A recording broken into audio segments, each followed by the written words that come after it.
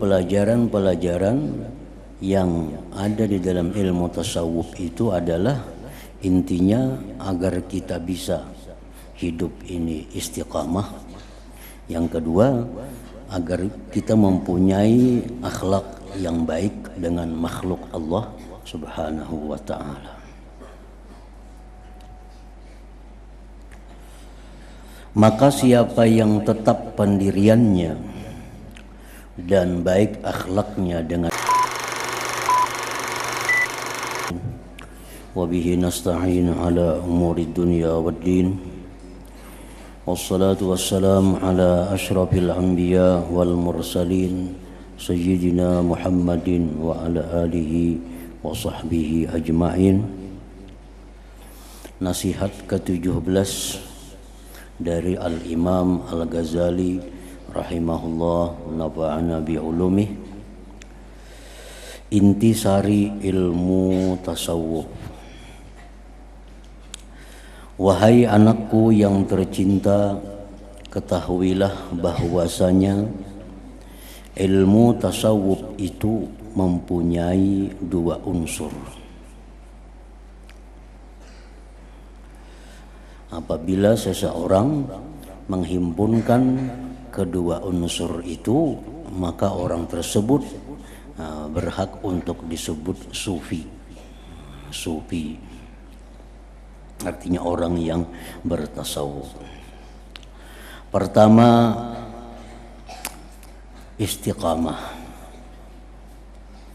Istiqamah artinya dalam kurung tetap pendirian.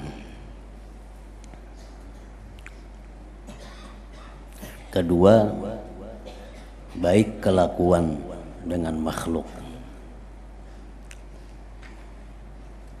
Jadi pelajaran-pelajaran yang ada di dalam ilmu tasawuf itu adalah intinya agar kita bisa hidup ini istiqamah. Yang kedua, agar kita mempunyai akhlak yang baik dengan makhluk Allah Subhanahu wa ta'ala.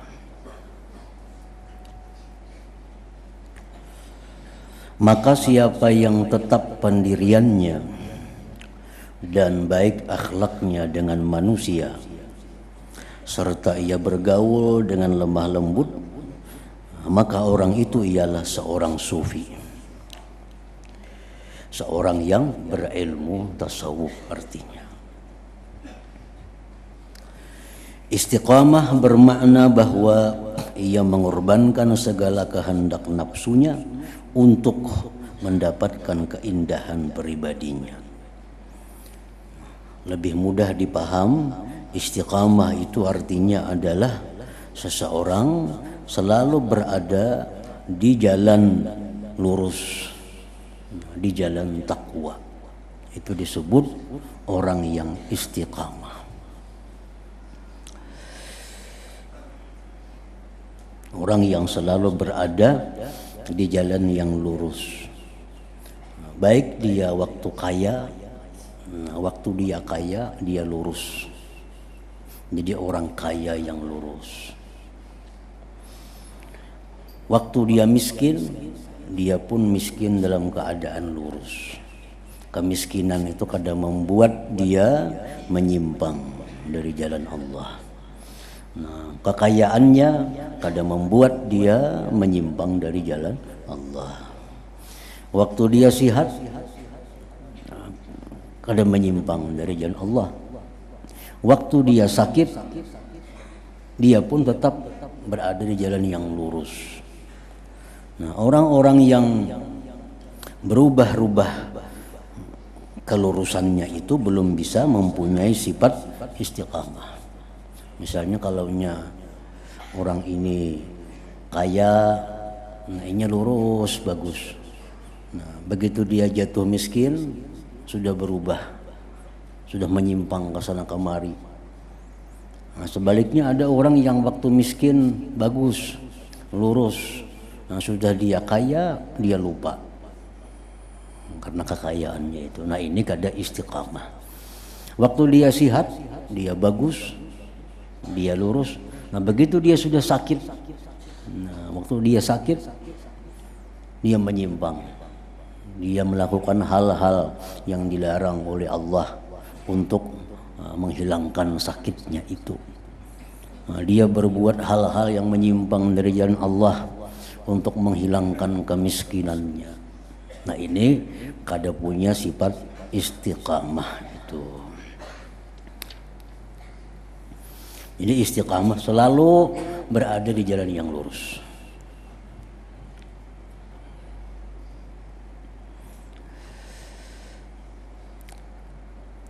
Istiqamah oleh para ulama disebutkan lebih baik daripada mempunyai 1000 karamah.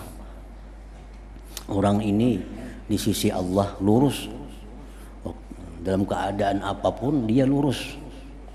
Itu lebih baik daripada orang yang kada lurus walaupun dia punya karamah, walaupun dia bisa melipat waktu, bisa melipat tempat, walaupun dia bisa terbang, walaupun dia bisa jalan di air, tapi orang ini kada istiqamah. Nah lebih baik istiqamah daripada karamat-karamat seperti itu. Nah, karena istiqamah ini hanya Allah berikan kepada para nabi, para rasul, para auliaul kibar, para aulia yang besar. Istiqamah itu sangat jarang, sangat sedikit manusia yang diberi Allah istiqamah. Kadang-kadang kita waktu senang kita bisa lurus. Nah, begitu kita marah sudah hilang keseimbangan kita. Nah, kita waktu marah tuh kadang-kadang mengeluarkan kata-kata yang sudah kada cucuk lagi, kata-kata yang kada sesuai lagi dengan syariat, itu sudah kada istiqamah. Orang yang istiqamah, orang yang selalu lurus baik dalam keadaan ridha, senang atau keadaan marah. Seperti yang dilakukan oleh nabi kita, para nabi-nabi sebelumnya, dalam keadaan suka, dalam keadaan duka, dalam keadaan senang, keadaan marah, tetap mereka berada di jalan yang lurus. Istiqamah. Rasulullah SAW bersabda, istaqimu, jar Nabi, istiqamahlah kalian. Istiqamah. Lalu ujar Nabi, walan tuhsu, dan kalian tidak bisa istiqamah itu. Kita kada bisa istiqamah itu selalu jalan yang lurus. Pasti ada kadang-kadang kita menyimpang. Walan tuhsu, lan itu nafi, lebih daripada sekedar tidak. Artinya sampai akhir masa kada akan bisa seseorang itu istiqamah. Istaqimu, istiqamahlah kalian, ujar Nabi, walan tuhsu,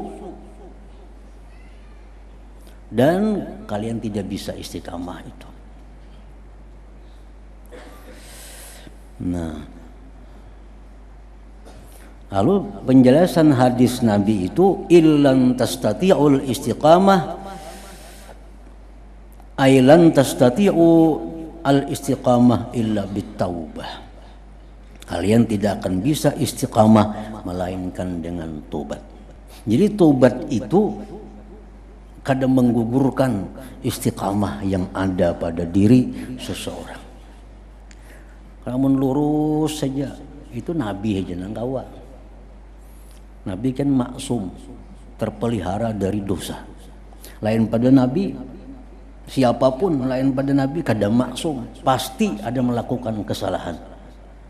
Makanya jar Nabi kada bisa istiqamah itu kecuali dengan tobat. Nah, jadi tobat itu kada menggugurkan istiqamah kita.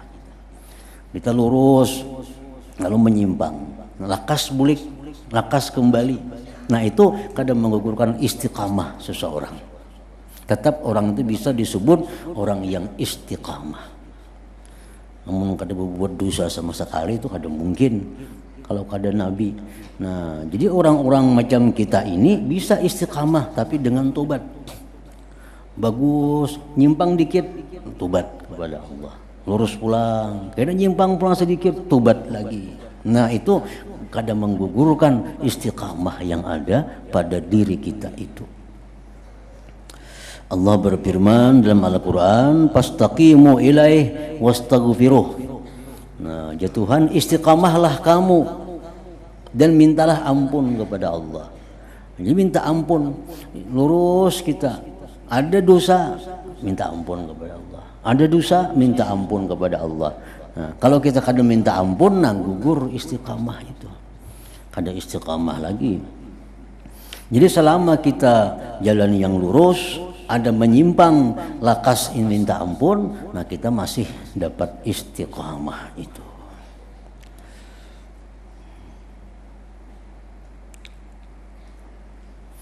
Manakala baik kelakuan dengan manusia pula, ialah bahwa engkau tidak memaksa manusia memperturutkan kehendakmu, bahkan sebaliknya engkau paksakan dirimu untuk melayani kehendak mereka selama tidak ada di sana perkara yang menyalahi syarak. Artinya berakhlak baik dengan manusia itu adalah orang yang kadang mutapahwal lawan orang. Kenapa kadang mutapahwal? Karenanya selalu menuruti apa yang menjadi orang, selama itu kadang menyimpang agama. Orang kaya ini umpati, orang kaya ini umpati, orang kaya ini umpati, selama itu kadang menyimpang ajaran Allah. Nah, itu termasuk bagian daripada husnul khuluq, termasuk bagian daripada budi pekerti yang baik. Jadi pengertian budi pekerti akhlak yang baik itu secara sempurna hanya milik Rasulullah Sallallahu Alaihi Wasallam. Kada ada satupun makhluk Allah yang sempurna pribadinya, sempurna kebaikan akhlaknya selain daripada Rasulullah Sallallahu Alaihi Wasallam. Nah, selain Rasulullah ini ada yang dapat kebaikan akhlak itu 10%. Ada yang dapat bagian dari Rasulullah itu 5%. Ada yang dapat bagian dari Rasulullah itu sekian persen. Yang punya 100% akhlak baik hanya Rasulullah Sallallahu Alaihi Wasallam.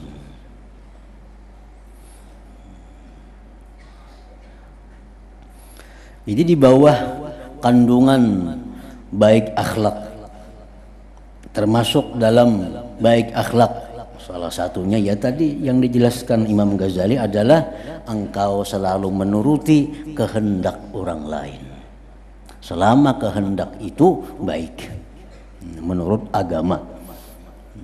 Jangan memaksakan orang menuruti kehendak seorang, kecuali kehendak kita ini yang dibenarkan oleh agama. Nah, itu kita paksakan orang menuruti kehendak kita karena hanya kehendak kita ini yang sesuai menurut agama. Nah, itu boleh. Tapi kalau selama kehendak-kehendak ini dalam perkara yang dibolehkan, nah kita disuruh menuruti kehendak orang lain. Itu bagian daripada baik akhlak. Bagian dari baik akhlak. Nah, termasuk lagi bagian dari baik akhlak itu adalah memaafkan dan berbuat baik terhadap orang yang berbuat jahat. Ini orang berbuat jahat, dimaafkan. Dimaafkan pulang ditambah kebaikan. Nah, ini termasuk bagian daripada husnul khuluq. Orang ini sudah berbuat jahat lawan seorang, dimaafkan, didoakan pulang. Nah, contohnya. Mana berbuat jahat lawan seorang, dimaafkan, diberi pulang nasi. Umpamanya, itu bagian daripada baik akhlak yang tinggi. Ini yang dilakukan oleh Nabi Sallallahu Alaihi Wasallam. Orang-orang yang berbuat jahat kepada beliau, nah beliau maafkan, bahkan beliau berbuat baik kepadanya. Itulah akhlak Nabi kita. Nah, kalau kadakawa menurut itu secara sempurna, turuti yang kedua, memaafkan dan tidak membalas orang yang berbuat jahat. Nah, ini termasuk baik akhlak juga. Orang berbuat jahat kepadanya, dimaafkannya dan kada dibalasnya kejahatan orang lain itu, walaupun inya kada berbuat baik kepadanya. Berbuat baik kada, cuma membalas kada juga. Nah itu. Hanya salah ya dimaafkan, membaiki kada. Itu pun masuk dalam golongan baik akhlak juga. Nah, yang paling rendah daripada baik akhlak itu adalah kita bisa menjaga diri kita. Baik mata, telinga, tangan, mulut, kita jaga jangan sampai mengganggu, menyakiti orang. Itu pun bagian dari baik akhlak juga. Membuat baik kada terdengar. Cuma kada usah menyakiti orang. Nah, ini tuh kada usah menyakiti orang, kada usah mengganggu orang, kada biasa menyindir orang, kada biasa menyinggung orang, membuat baik kepada orang ya kada juga. Ini masuk baik akhlak juga. Nah, sekurang-kurangnya baik akhlak itu adalah orang lain selamat dengan kita. Pokoknya orang-orang yang ada di sekitar kita selamat dari kejahatan tangan kita, selamat dari kejahatan mulut kita. Ini sudah masuk dalam baik akhlak juga. Jadi baik akhlak itu sesuatu yang sangat luas. Di dalamnya itu ada ribuan kandungan tentang baik akhlak. Karena sesuai dengan keadaannya. Orang berumah tangga, laki bini kayak apa akhlak yang baik. Orang berjual beli kayak apa akhlak yang bagus. Orang yang bersedekah memberi kayak apa akhlaknya yang bagus. Orang yang bertetangga kayak apa akhlaknya yang bagus. Nah, baik akhlak itu yang menentukan adalah agama, bukan adat. Orang yang kadang-kadang dianggap baik akhlak menurut adat belum tentu baik menurut agama. Nah, Sidin tuh baik benar orangnya jar, kada tahu diurang. Itu belum tentu baik. Artinya orang kayak apa Sidin kada mau urusi. Itu belum tentu bagus. Menurut adat itu bagus. Orang hendak berbuat maksiat kah badannya juga. Orang hendak kelakuan cemini kah kada mau urus. Nah, itu menurut adat dianggap baik. Tapi menurut agama itu justru tercela. Nah, jadi menurut agama tercela. Jadi yang menentukan baik akhlak, buruk akhlak itu agama. Ukurannya bukan ukuran adat, bukan ukuran kehendak seorang.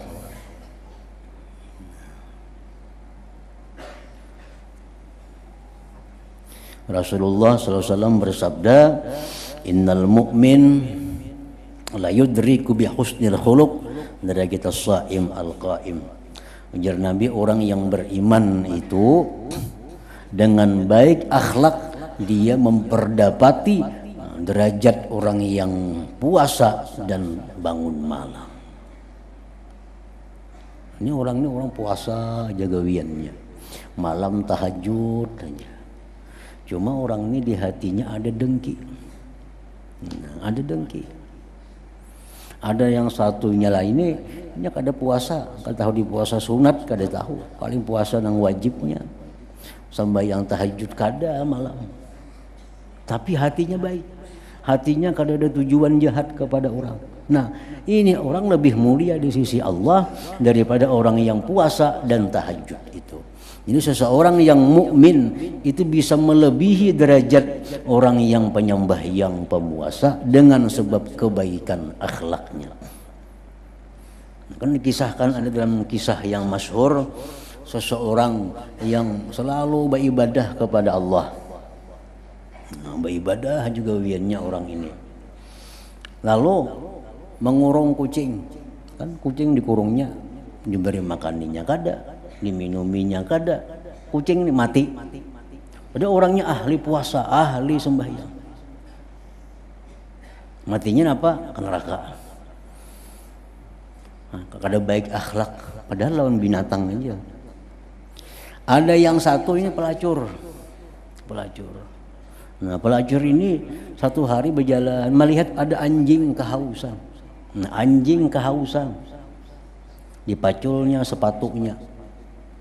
dicarinya banyu lawan sepatunya itu, diminum makannya ke anjing kehausan tadi. Ini akhlak baik walaupun dengan anjing. Nah, akhirnya di akhirat ini si pelacur diampuni Allah dosanya karena baiknya akhlak itu. Nah, jadi jar Nabi orang yang beriman, yang baik akhlak, walaupunnya kada pa ibadat orangnya, tapi akhlaknya bagus. Itu lebih dihargai Allah daripada orang yang ahli ibadah tapi akhlaknya kada bagus. Akhlaknya kada bagus. Nah, nasihat ke-18 hakikat ubudiyah. Wahai anakku yang tercinta, kemudian engkau bertanya kepadaku tentang hakikat ubudiyah. Ubudiyah itu mengandungi 3 perkara. Pertama, menjaga hukum-hukum syariat.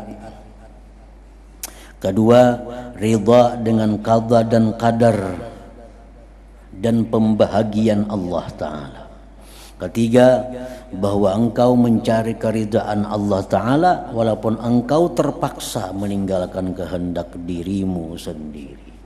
Itu ibadah. Ibadah ini sifat yang melekat pada seorang hamba. Kenapa orang itu disebut hamba? Karena sifatnya ubudiyah. Nah, orang yang dengarani hamba Allah itu orang yang punya sifat ubudiyah. Jadi ubudiyah ini sifat. Nah, kalau banyak harta itu sifat orang kaya. Kalau saraba kada kawa sifat orang fakir miskin. Kalau saraba tahu sifat orang berilmu. Nah, kalau macam ini tadi itu sifat hamba Allah. Nah, nengaran hamba itu orang yang punya sifat ubudiyah. Sifat ubudiyah. Sifat ubudiyah itu artinya apa? Menjaga hukum Allah yang zahir, syariat Allah, ditambah lagi dia ridha dengan apa yang ditakdirkan oleh Allah. Nah, yang ketiga, dia mengutamakan kesenangan Allah dari kesenangan dirinya. Inilah disebut seorang hamba. Makanya Nabi waktu dipilih anak jadi apa? Rasul kah? Nabi kah? Raja kah? Apa dipilih Nabi? Aku hendak jadi seorang hamba, ya Nabi. Nah, seorang hamba itu orang yang dalam dirinya ada sifat ubudiyah. Ubudiyah. Orang yang punya sifat ubudiyah itulah, atau orang yang jadi hamba Allah itulah orang-orang yang bisa naik mencapai derajat yang tinggi di sisi Allah. Dalam Al-Quran dikisahkan tentang Nabi. Di situ Nabi kita ini ada disebut Nabi. Nabi kita ada disebut lagi Rasul. Tapi untuk mencapai derajat yang tinggi, di mana di situ bisa bertemu dengan Allah, Nabi kita disebut hamba. Itulah yang terjadi pada Isra Mi'raj.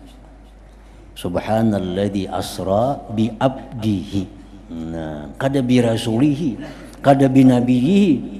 Maha suci Tuhan yang menjalankan, bukan rasulnya, bukan nabinya, tapi hambanya.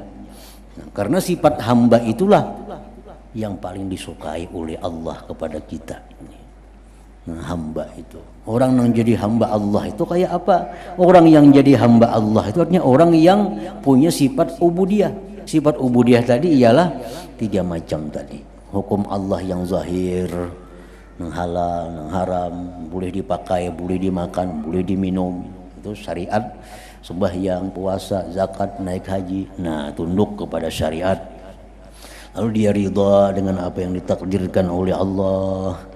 Nah, yang ketiga, dia mengutamakan keridhaan Allah daripada keridhaan dirinya.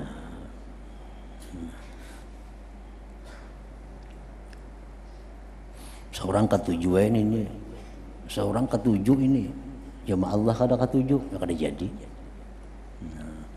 Nah, kita gemar, kita senang lawan ini nah. Cuma Tuhan kadang memberiakan. Aku lebih baik mengutamakan Tuhan daripada kesenangan diriku. Walaupun diriku katuju, tapi Tuhan kada katuju, kada jadi.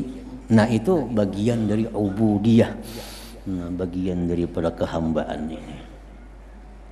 Orang yang mencari kesenangan dirinya walaupun Tuhan marah, nah itu jauh dari sifat ubudiyah.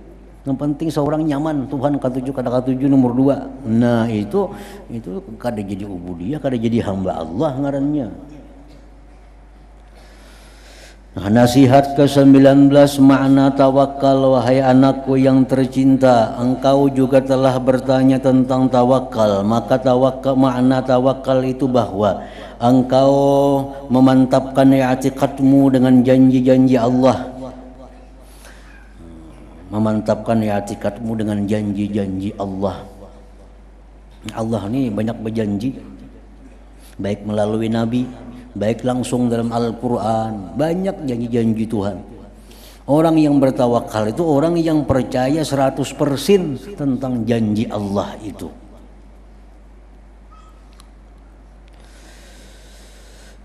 Yaitu engkau mengi'tiqadkan bahwasanya segala apa yang telah ditakdirkan bagimu itu pasti akan sampai kepadamu, tidak boleh tidak. Walaupun seluruh makhluk yang ada di alam ini berusaha menghalanginya daripadamu. Dan sebaliknya apa-apa yang telah ditakdirkan bahwa ia bukan untuk engkau, sudah pasti ia tidak akan sampai kepada engkau. Walaupun sekalian makhluk berusaha untuk menyampaikannya kepada engkau. Seduniaan orang mau bati supaya sigar, kada mau sigar juga. Karena Allah sudah menetapkan orang ini sakit.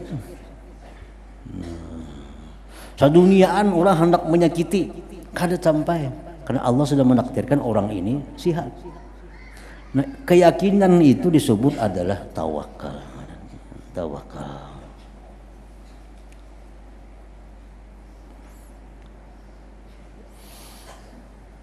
Walaupun sekalian makhluk berusaha untuk menyampaikannya kepada engkau.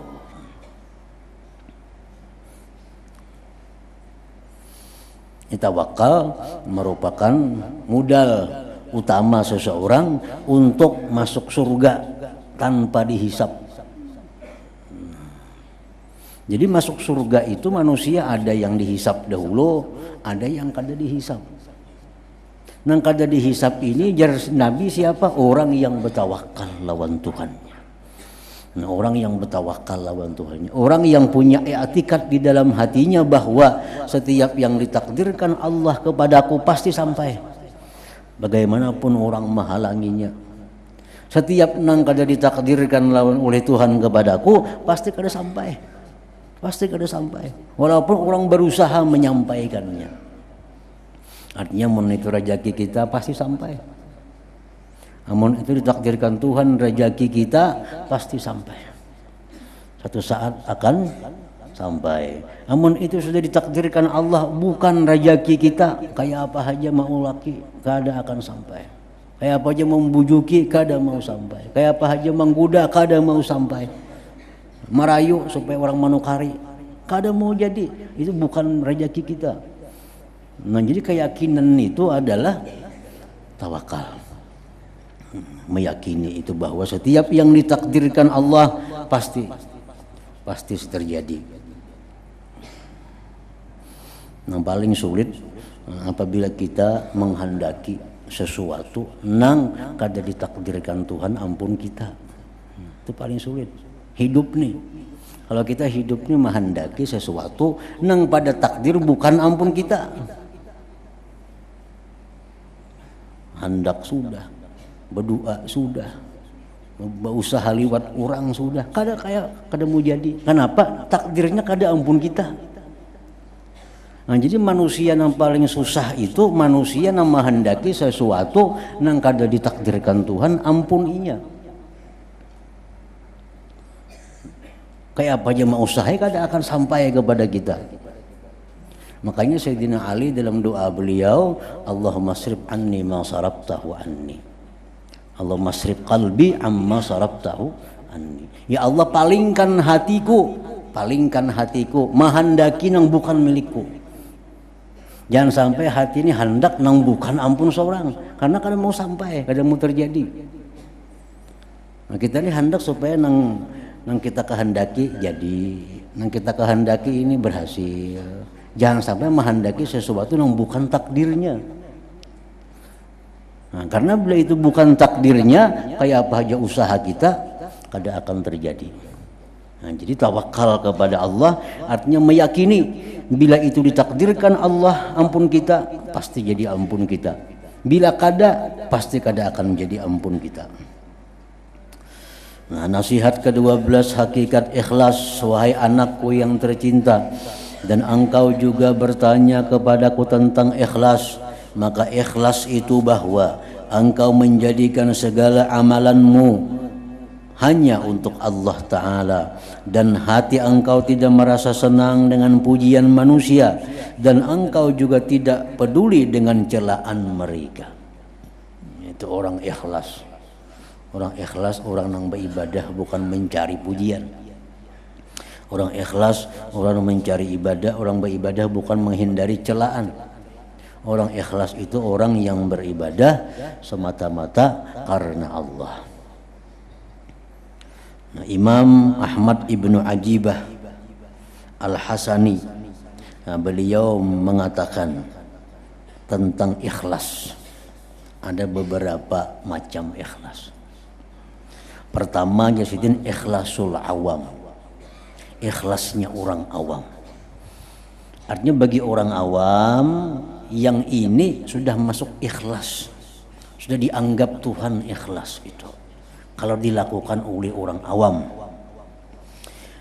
Huwa ikhrajul khalqi min muamalatil haqq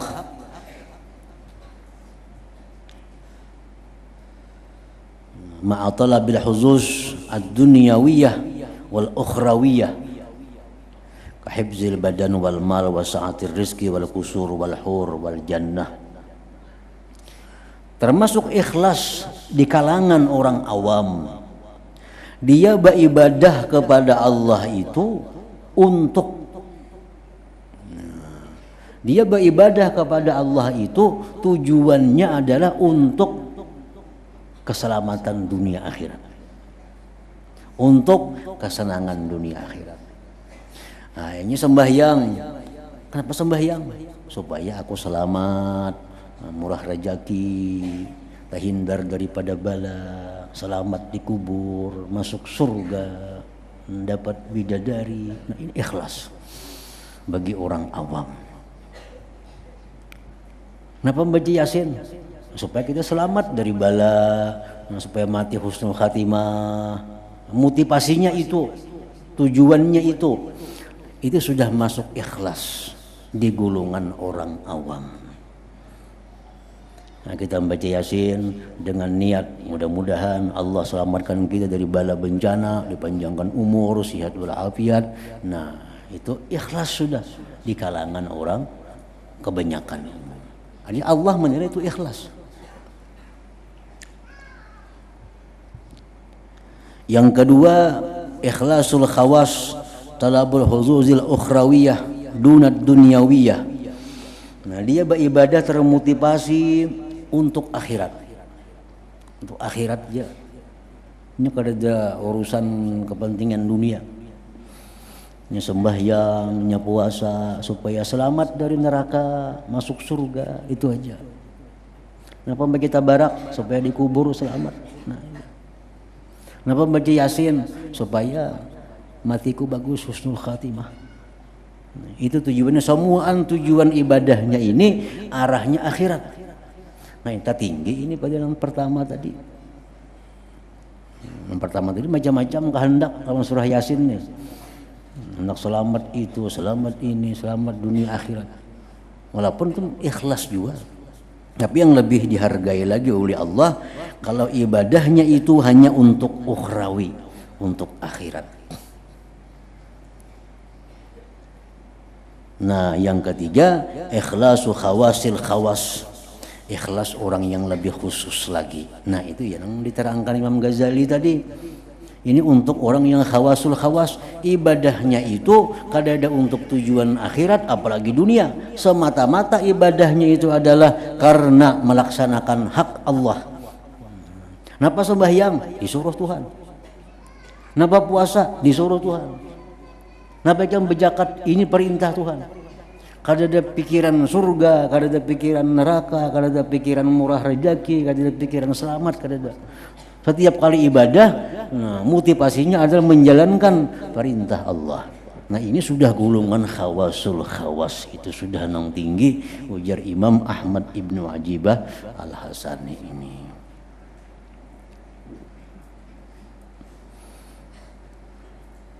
Jadi kita kadang-kadang turun naik, kadang-kadang kita beribadah 4 ikhlas yang pertama di kalangan bergabung orang awam.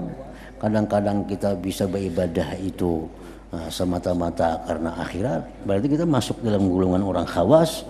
Nah kadang-kadang kita beribadah itu bisa masuk khawasul khawas, terkadang kita bisa itu. Jadi tergantung keadaan kita. Jadi bagi orang khawas, orang beribadah supaya murah rezeki, masuk surga itu ada ikhlas. Karena ada dunianya, ada campur dunia. Namun kami beribadah itu akhirat saja, itu ikhlas. Nah ujar orang khawas, khawasul khawas itu kada ikhlas juga karena ada untingan surganya. Nah, ikhlas itu bukan kami beribadah semata-mata karena Allah. Nah itu khawasul khawas. Tapi ala kulli hal yang 3 itu masuk dalam golongan ikhlas.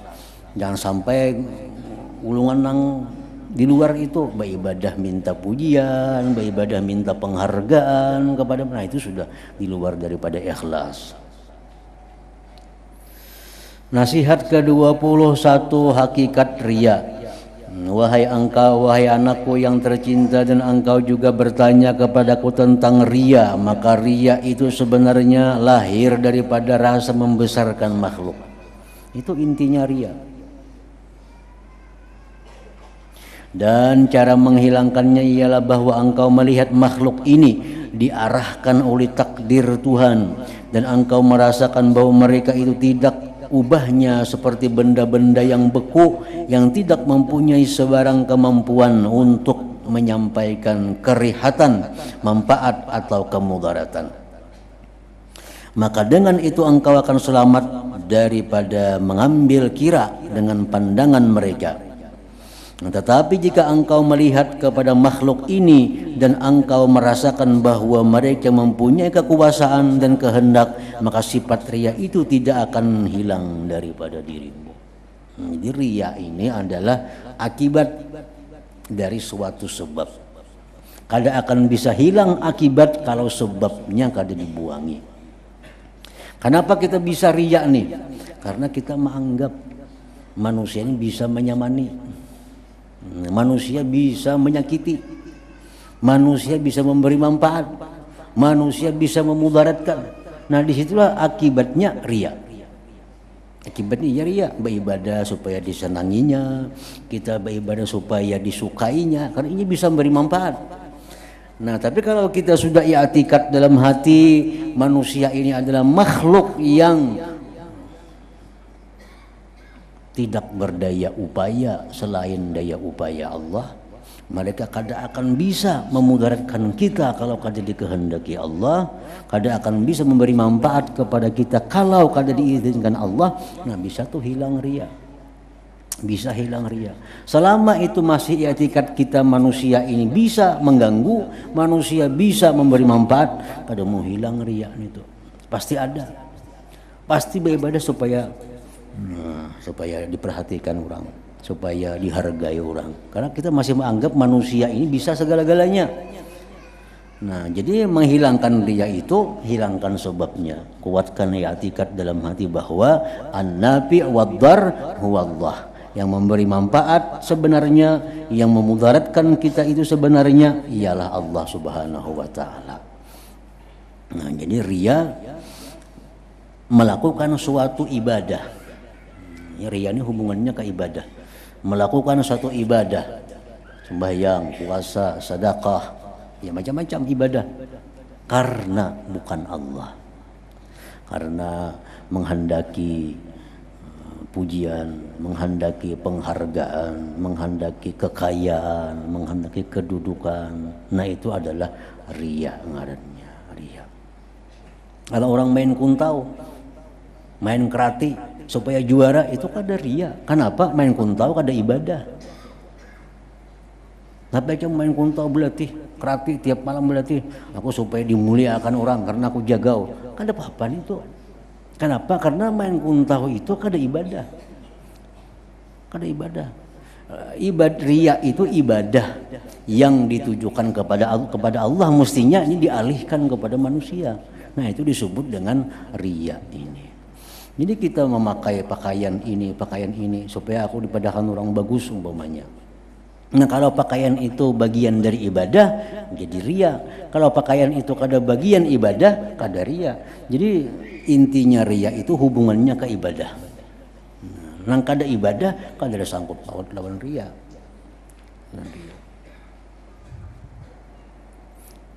Ya, kayak orang menuntut ilmu, kan ada dijelaskan oleh para ulama, menuntut ilmu ini ada dua, ada ilmu dunia, ada ilmu akhirat. Nah, orang nuntut ilmu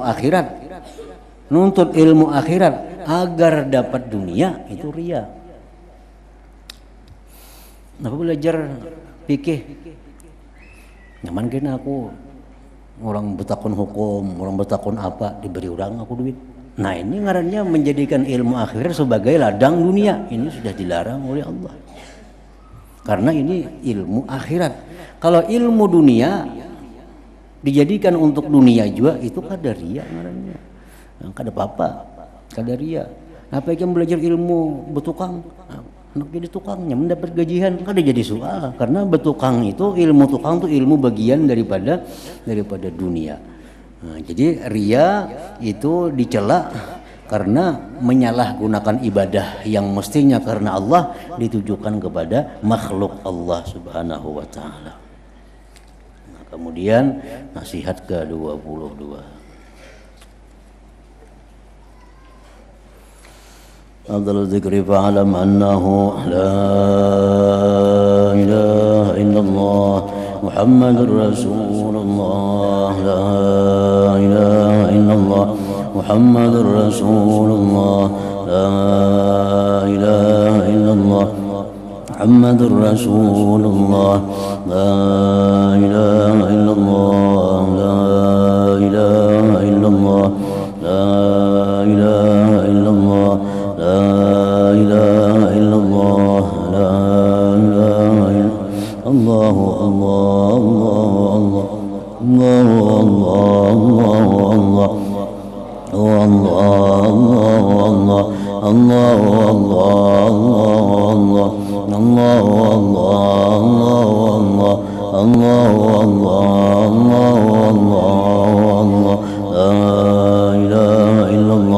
Muhammadur Rasulullah, la ilaha illallah Muhammadur Rasulullah, la ilaha illallah Muhammadur Rasulullah, la ilaha illallah.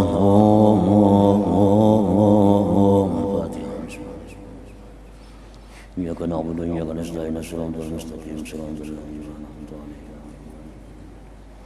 يا أيها الرجل منه شفاعة صلوا عليه سلموا تسليما اللهم صل وسلم